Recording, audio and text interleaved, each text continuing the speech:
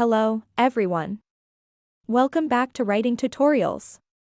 Today's topic is one that might seem a little challenging but is incredibly useful in the workplace: how to write an employee incident report. Whether you're in HR, management, or just want to be prepared, knowing how to write an incident report is important for documenting workplace events accurately and professionally. So, I'll walk you through a sample incident report, explaining each part so you know exactly what details to include. Let's get started. Introducing the purpose of the report. First, let's discuss the purpose of an employee incident report. This type of report is used to document specific events involving employees, whether it's a misunderstanding, a disagreement, or even an accident. The idea is to create an accurate, unbiased record of what happened, who was involved, and any actions taken afterward. Remember, an incident report is essential for keeping a clear record, and it can help prevent future issues or misunderstandings. So, as we go through this example, think of each section as a way to create a reliable, professional document that will stand up if it's ever reviewed by HR, management, or even legal teams. Starting with the header. Alright, let's start with the header. This goes right at the top of the report. In our example, I used a fictional company called Bright Horizons Corporation with an address, 5678 Innovation Way, Cityville, State, Zip Code. By including the company name and address, we're making it clear where this incident took place. Adding the date of the report, today's date in our example, November 1st, 2024, is also important because it marks when the report was created. Your header should look like this: Bright Horizons Corporation, 5678 Innovation Way, Cityville, State, Zip Code. Employee Incident Report. Date of report, November 1st, 2024. The header information keeps the report organized and easy to track within company records. Now, let's move on to the employee details. Employee Information section. In this section, we add the basic details of the employee involved in the incident. This is where you'll put the employee's name, ID number, department, and position.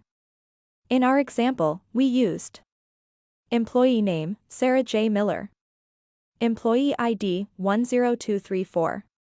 Department, Customer Service.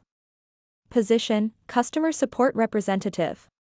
Including the employee ID and department helps clarify exactly which employee this report is about, especially in larger organizations where there may be multiple employees with similar names. The position is helpful, too, because it provides context for the employee's role within the company. Incident Details section. Now we get into the core of the report, the Incident Details section. Start with the date, time, and location of the incident. Here, we used date of incident, October 31st, 2024. Time of incident, 10:30 a.m. Location, Bright Horizons headquarters, customer service floor. Including these specifics helps clarify exactly when and where the incident took place, which is key for an accurate report. Next, we add who reported the incident. Here, I included the name of the supervisor, Michael T. Sanders. After this, write a clear, factual description of the incident itself.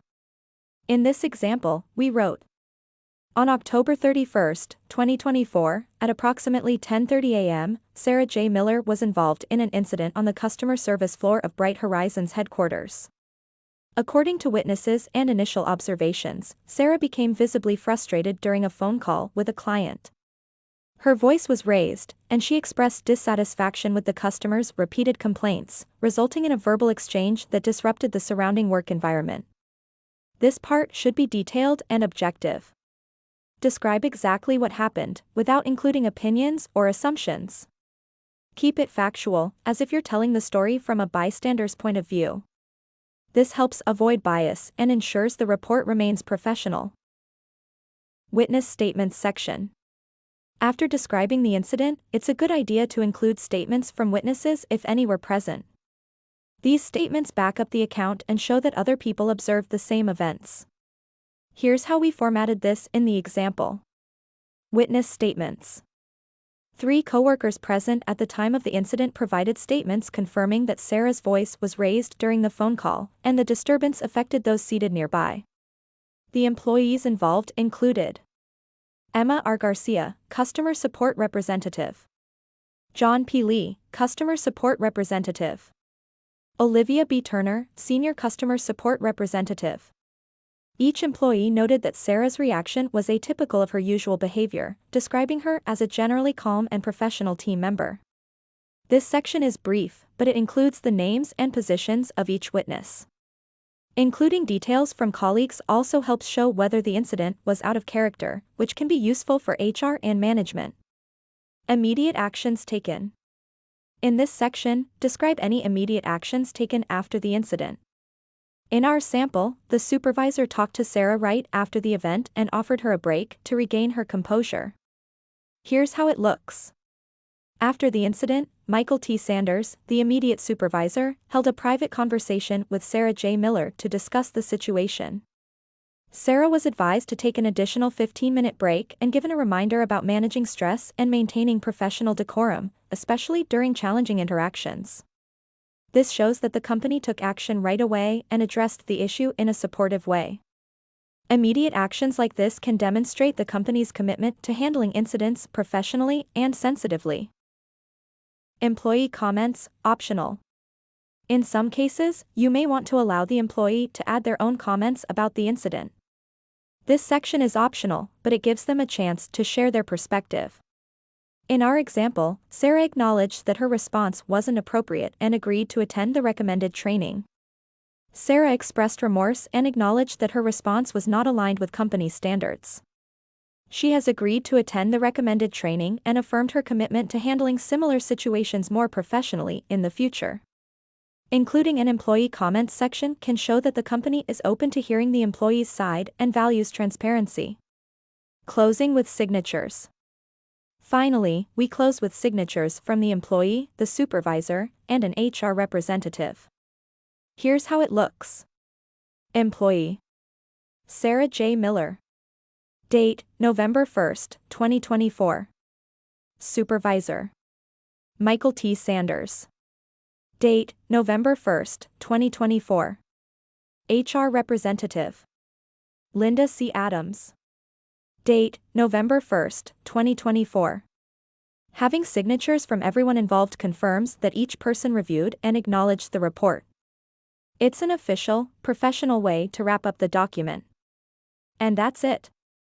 With these sections in place, you have a structured, professional employee incident report that covers every necessary detail. Each section is designed to be clear and factual, giving HR and management a thorough account of the incident. I hope this breakdown helps you understand each part of the report so you can write one confidently if the need arises. Thanks for watching Writing Tutorials. If this was helpful, don't forget to like, subscribe, and hit the notification bell so you don't miss any future videos. See you next time.